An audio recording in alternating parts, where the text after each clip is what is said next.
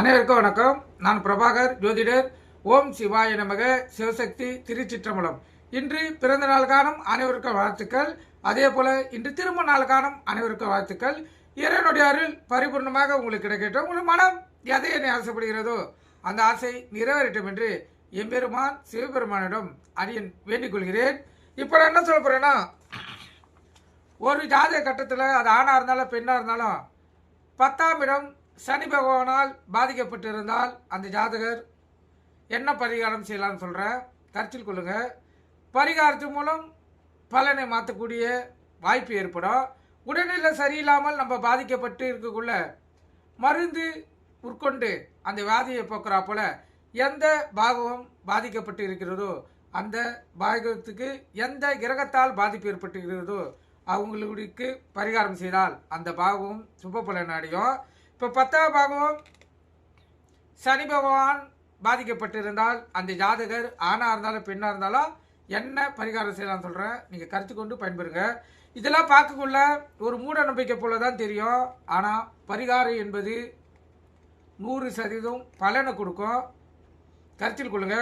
ஒரு ஜோதிடர்கிட்ட போய் நம்ம இப்படி தான் இருப்போம், இப்படி தான் வாழ்க்கை தரம் இருக்கும் என்று கூறுவது சிறந்த ஜோதிடர் சொல்கிறாங்கன்னே வச்சுங்க.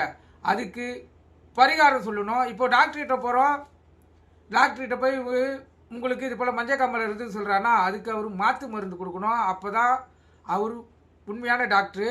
உங்களுக்கு மஞ்சள் காமாலை இருக்குதுன்னு சொல்லி அனுப்பிச்சி வச்சுட்டாருன்னா அவர் டாக்டரே கிடையாது. கருத்தில் கொள்ளுங்கள்.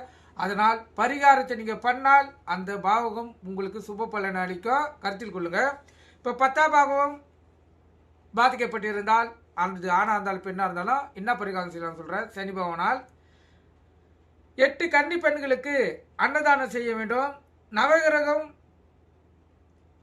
அனைத்துக்கும் சந்தன காப்பு செய்து வணங்க வேண்டும். குலதெய்வத்துக்கு அபிஷேகம் செய்து பிரார்த்தனை செய்ய வேண்டும். மது மாபீசத்தை கண்டிப்பாக ஆண்மகங்கள் தவிர்க்க வேண்டும். அதாவது பொதுவாக ஜாதகர்கள் தவிர்க்க வேண்டும். வீட்டின் பின்புறம் ஒரு இருட்டு அறை ஒன்று அமைத்து பார்வையாளர்களுக்கு உணவு வழங்கவும் மஞ்சள் நிற பொருட்களை தானமாகவும் அளித்தால் இந்த சனி பகவானால் கெட்டுப்போன இந்த 10ஆம் பாகம் ஏங்க ஆரம்பிச்சிடும். கருத்தில் கொள்ளுங்க. இதெல்லாம் பரிகாரம் செய்து பார்த்தால்தான் அதனுடைய பலன்கள் தெரியும். 10ஆம் பாகத்தை பொறுத்த மட்டும் தொழில் ஸ்தானம் அது சரியாக இருந்தால்தான் நிரந்தரமான வருமானம் கிடைக்கும். அது பாதிக்கப்பட்டிருந்தால் பிரச்சனையே. நீங்கள் கருத்து கொண்டு பயன்பெறுங்க. நன்றி, வணக்கம், வாழ்க.